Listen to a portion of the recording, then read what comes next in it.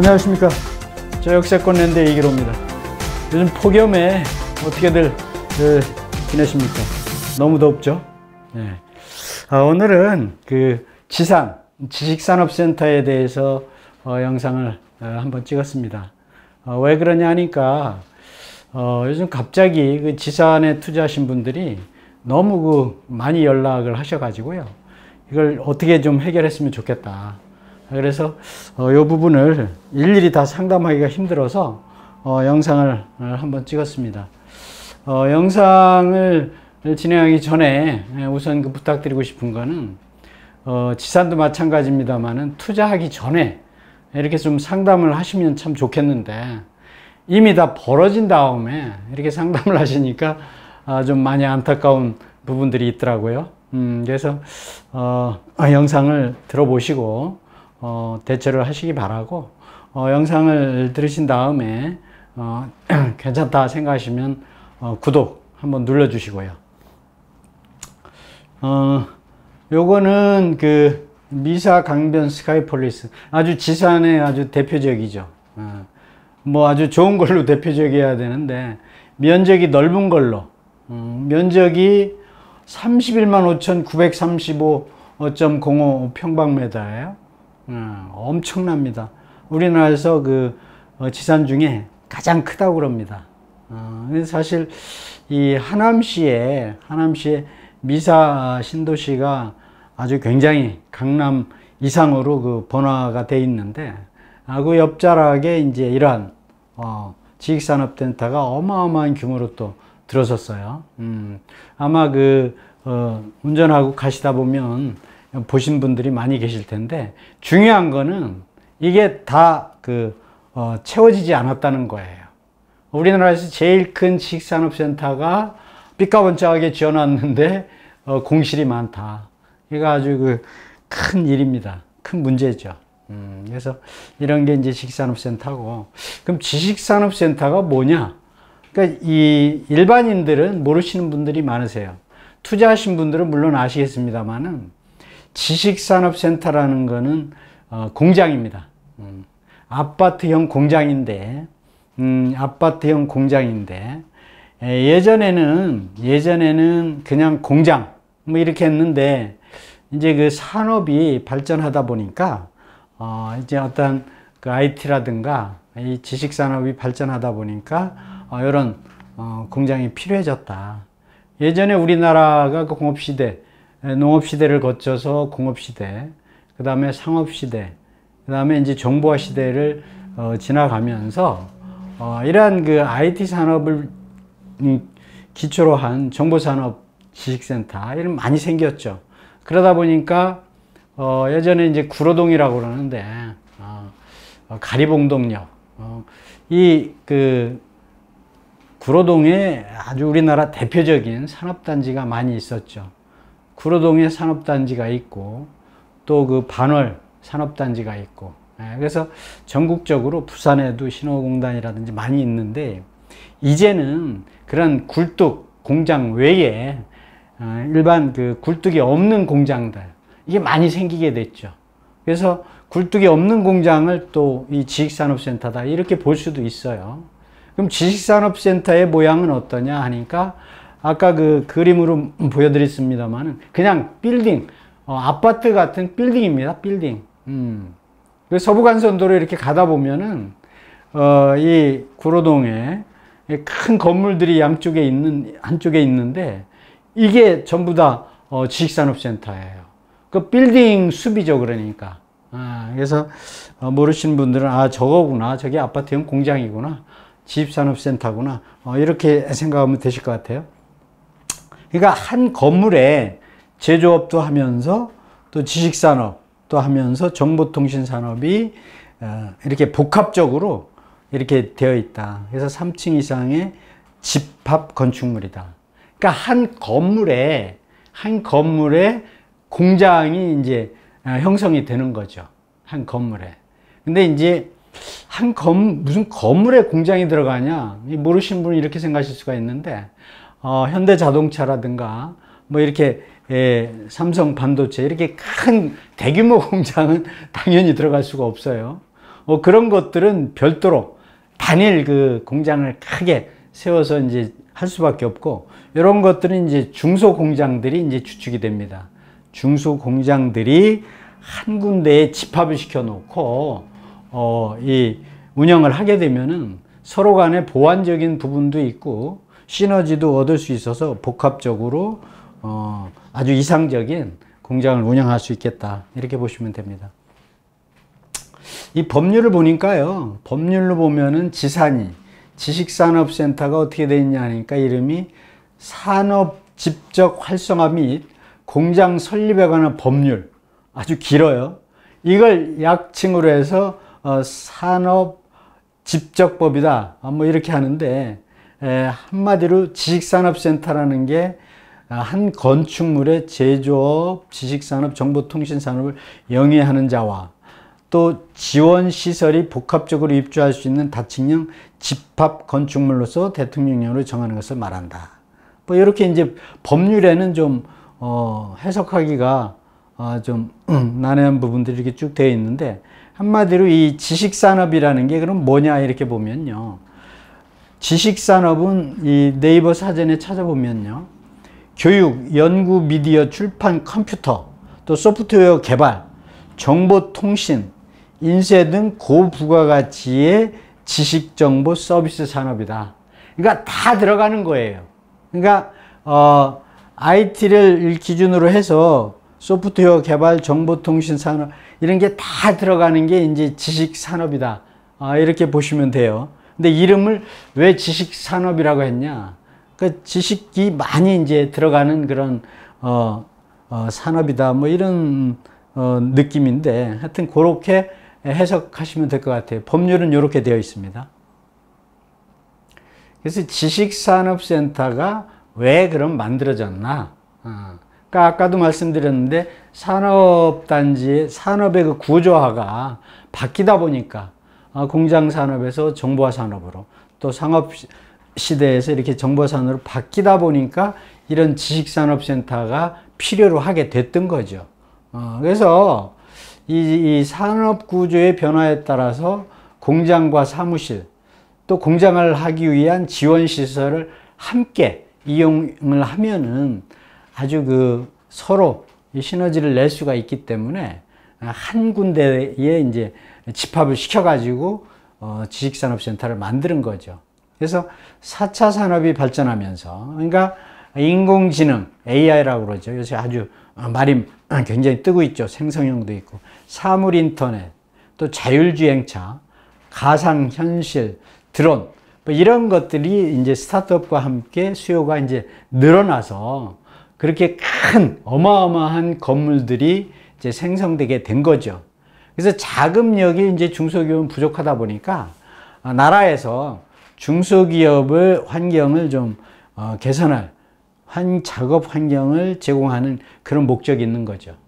그러니까 한국이 오늘 이렇게 살게 된 것은 많은 이 산업이 발전을 해서 이렇게 된 건데, 우리가 뭐 자원이 없잖아요. 수출해야 먹고 사는 그런 나라인데, 수출을 하려니까 만들어야 되죠. 만들려고 하니까 공장이 있어야 되고, 예전같이 그 공업적인 그런 공장 외에 4차 산업의 어떤 삼성 반도체처럼 이런 산업이 필요하죠. 그래서 그 로봇 산업도 있고 뭐 많이 있는데, 그래서 그러한 자연적인 산업의 변화에 따라서 지식산업센터가 자동적으로 생겨나게 됐다. 지금 뭐 농사만 져가지고 우리가 먹고 살 수는 없잖아요. 그래서 자동적으로, 자연 발생적으로 지식산업센터가 이제 만들어졌고, 기존 산업단지 옆에, 기존 산업단지, 옛날에 이제 구로공단이라고 그랬는데, 그런 산업단지 옆에 인접해서 도시하고 가까운 곳에 이 직원들이 출퇴근이 또 편해야 되니까 가까운 도심지에 많은 지식산업센터가 생기게 됐다. 그래서 지식산업센터도 뭡니까? 역세권입니다. 역에서 가까워야 돼요. 제가 이제 역세권 랜드라는 이름으로 영상을 계속 찍고 있는데, 이 모든 산업들은 다 역세권이죠. 사는 집도 그렇고 상업시설도 그렇고 지식산업센터도 마찬가지고요. 그래서 지식산업센터의 투자 과정을 보니까 아시는 분들은 다 아시는데 판교에 가면은 테크노밸리라는 게 있죠. 테크노밸리 판교에 생기기 전에 강남의 이 테헤란로변에 벤처 산업이 많이 이제 육성을 했습니다. 이 DJ 시절에. 그러다가 이 판교 쪽으로 또 구로공단 그쪽으로 지식산업센터가 생기면서 이동이 됐죠. 그래서 테크노밸리와 같은 대규모 지식산업센터가 이 기업들의 선호도가 높아지면서 각광을 받게 됐다. 부산 같은 경우는 센텀시티에 가보신 분들은 다 아시고 부산에 있는 분들은 뭐 너무 잘 아시는데 센텀시티 옆에도 또 벤처기업의 이런 지식산업센터가 아주 인기도가 높다. 그렇게 이야기를 하고요. 그래서 이제 이 수도권은 사실 공장 총량제라는 규제에 묶여 있어 가지고요. 공업지역이 들어올 수가 없어요. 그러다 보니까 지식산업센터에 어떻게 그 수도권에 들어올 수가 있냐 하니까 3종 일반 주거지, 준주거 지역에도 지식산업센터가 들어갈 수 있도록 택지개발지구에 그래서 지식산업센터가 아주 폭증하게 됐다. 원래 서울 수도권에는 공장을 설치할 수가 없습니다. 이미 포화가 돼가지고 공장을 서울 수도권에 넣게 되면은 아주 공해가 많죠. 그래서 이제 그런 규제, 수도권 규제 정책에 따라서 공장이 들어오기가 어려웠는데 이런 지식산업센터 같은 경우는 굴뚝이 아니니까요. 굴뚝 공장이 아니니까 수도권 규제 완화 측면에서도 이렇게 이제 인허가를 해주고 있다. 그래서 이제 아주 굉장히 많이 들어서게 된 거죠. 특히 문재인 정부의 그 부동산, 특히 아파트 규제 정책이 엄청 많았잖아요. 그래서 아파트에 투자도 못하고 또 팔지도 못하고 이런 규제가 아주 심했는데 또 종부세 엄청 또 중과했잖아요.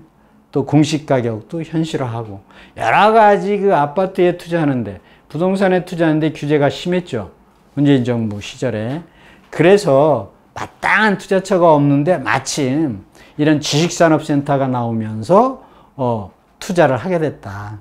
그래서 이 개인 투자자들이 대거 유입이 된 겁니다. 그러니까 투자처가 없는데 지산이라는 지식산업센터가 문을 열어준 거나 마찬가지예요.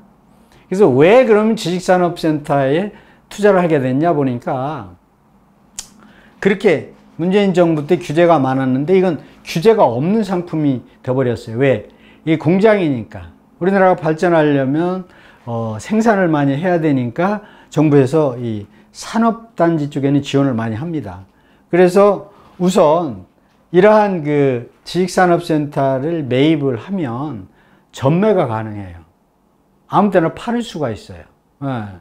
그래서 팔 수가 보통 아파트 이러한 부동산에는 규제가 심한데 이 상품은 지식산업센터는 전매가 자유로우니까 그 예전에 그 오피스텔 투자했다가 피 받고 파는 거나 비슷했었죠.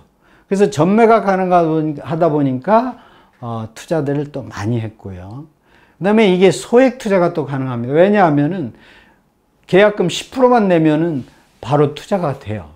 10%. 그러니까 3억짜리면 3천만 원만 내면은 투자가 되기 때문에 웬만한 그 소액 투자를 다 할 수가 있었죠. 그래서 또 대출이 나머지 10% 내면 나머지는 7, 80% 이상을 은행에서 대출을 또 해줍니다. 산업단지니까 가능한 거예요. 지식산업. 그러니까 산업단지 70%에 90%를 대출을 해주니까 내 돈이 계약금만 10%만 있으면 다 투자할 수 있는 거예요. 그러니까 웬만한 사람 다 할 수 있죠.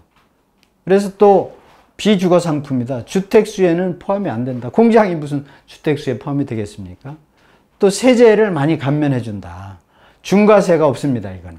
그리고 일반세율 적용하고 종부세도 해당이 안 되고, 그래서 양도세도 중과세가 되지 않고, 또 취득세나 이런 것도 감면이 되고, 종부세도 해당이 안, 이러니까 뭐 세제 혜택이 엄청난 거죠.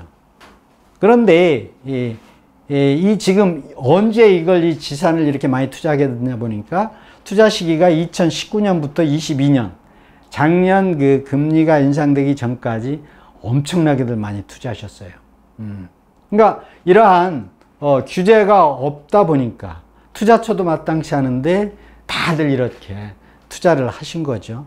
근데 갑자기 이게 문제가 부상된 게 작년 하반기부터 금리가 고금리로 이제 인상되면서부터 이제 문제가 발생이 됩니다. 근데 이 문제가 여러 가지가 발생이 됐는데 금리가 올라 버리니까 대출을 70%, 80%, 90% 해주다 보니까 대출 이자가 너무 비싸가지고 감당을 못하게 된 거죠. 그래서 이제 그것만 문제가 된 게 아니고 또 공급이 굉장히 많았어요.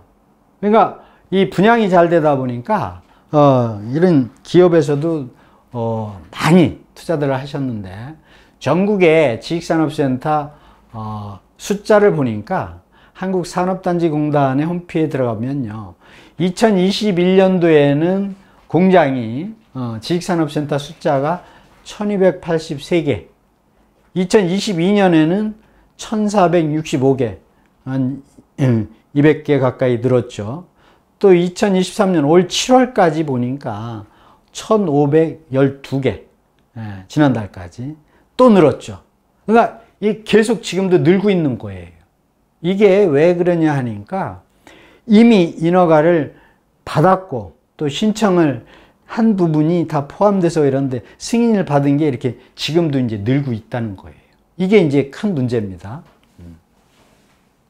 그래서 지식산업센터가 애물단지가 된 이유가 뭐냐?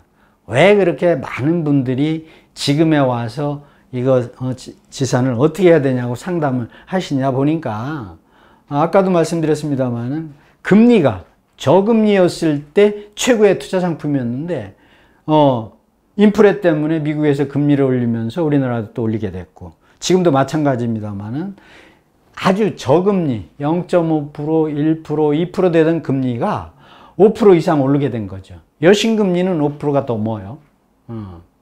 그래서 금리가 고금리가 되니까 여기에 투자한 분들이 입주 때까지는 이 잔금을 다 내야 되거든요. 입주 때가 되는데 원래 돈이 없는 분들이 투자했으니까 10%만 있는 분들이 대부분 투자했어요. 물론 그렇지 않은 분도 있는데 그러다 보니까 대출을 받으려고 하다 보니까 이자가 한두 푼이 아니에요. 임대 수입보다 대출 이자가 더 넘게 되는 거예요.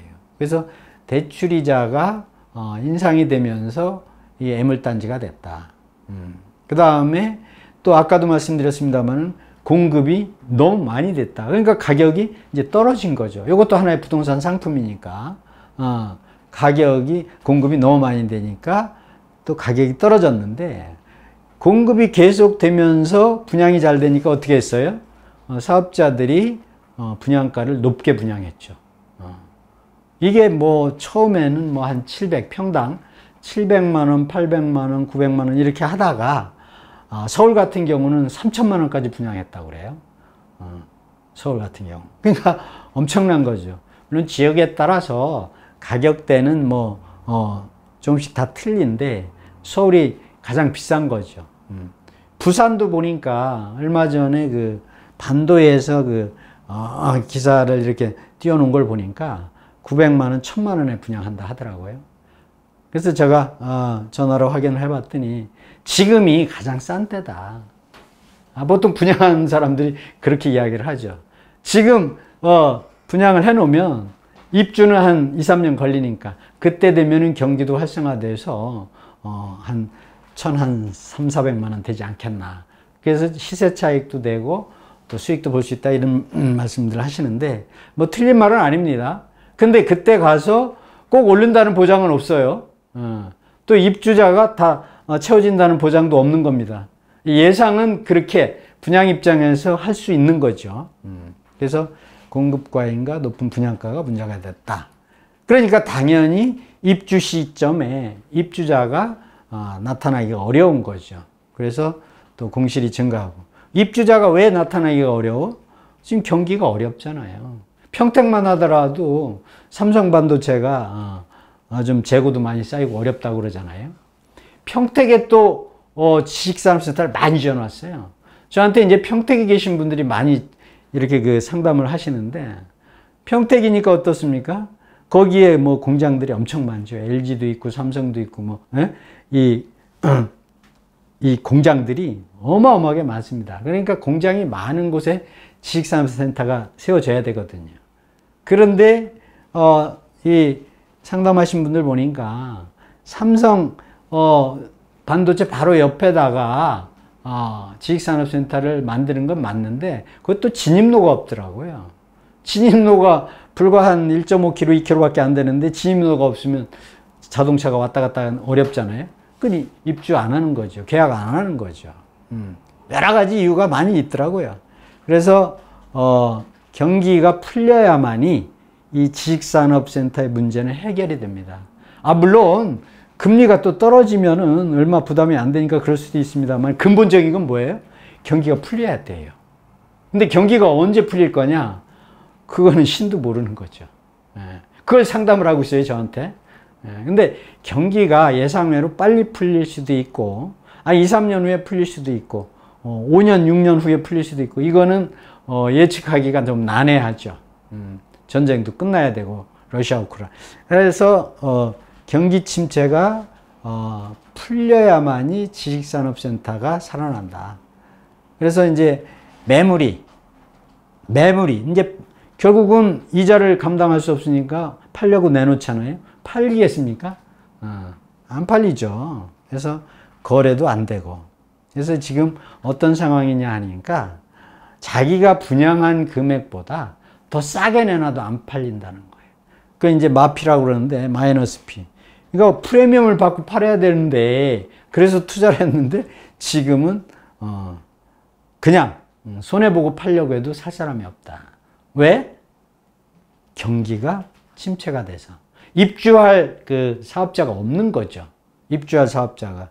그 첫째, 그게 경기가 풀려야 되고 두 번째는 금리가 떨어져야 되는데 금리 떨어지는 거는 이제 이것도 장담할 수가 없죠. 근데 지금 많이 이제 미국에서도 언론 상태로 이렇게 보는데 내년 정도에는 금리가 좀 내린다 뭐 이런 이야기도 있고 한데 일단 금리 이전에 경기가 풀려야 된다는 거 제가 말씀드립니다.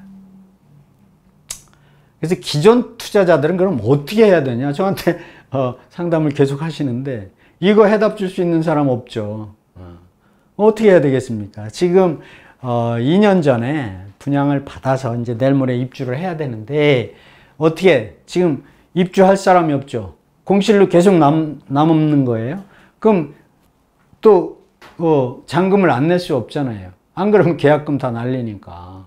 그럼 은행 가서 대출 받아가지고 결국 이자만 계속 내자니 이거 계속 대책이 없는 거죠. 그래서 답은 그렇습니다. 여기에 무슨 답변이 정답이 있겠습니까만은 자기가 각자 스스로 자기 자산을 평가해야 되죠. 왜? 일단 잘못된 투자니까. 잘못된 투자. 아파트도 마찬가지죠. 지금 뭐 보통 한 30% 정도 떨어졌는데 최고점 대비 이거 어떻게 해야 되느냐? 30% 이상 떨어진 거는 사도 됩니다. 사도 됩니다. 그런데 그것도 뭐야? 자기 자금이 70% 이상 있어야 되죠.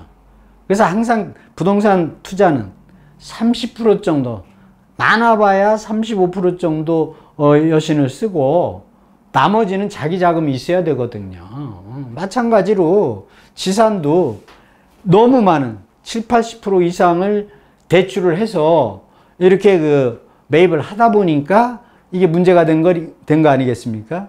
그래서 결국은 자기 자산을 평가해서 대출 이자를 한 2년 이상 이렇게 불입할 수 있는 정도가 되면은 끌고 가는 것도 괜찮죠.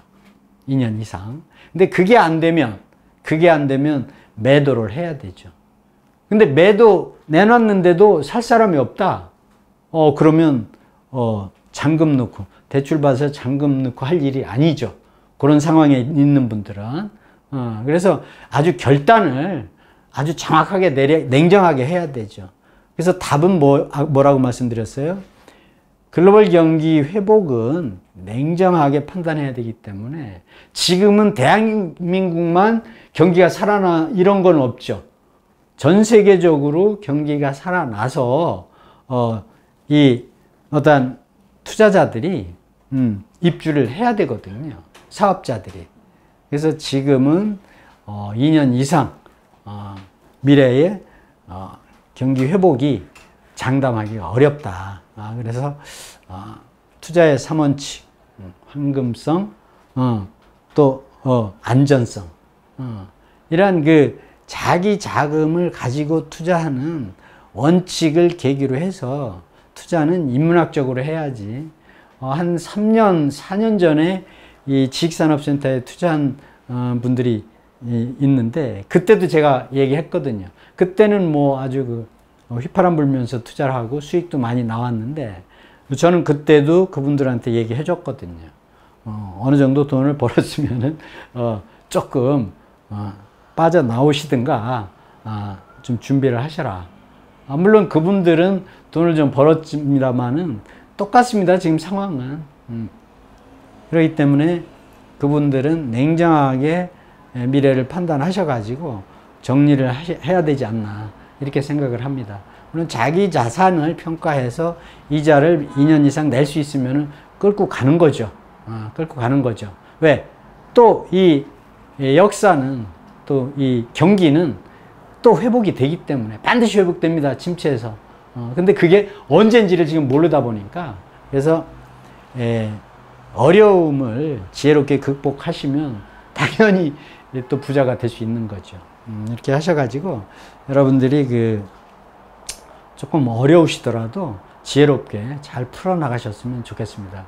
하여튼 뭐 잘 들으셨으면 구독 눌러주시고요. 오늘 여기까지 하겠습니다. 고맙습니다.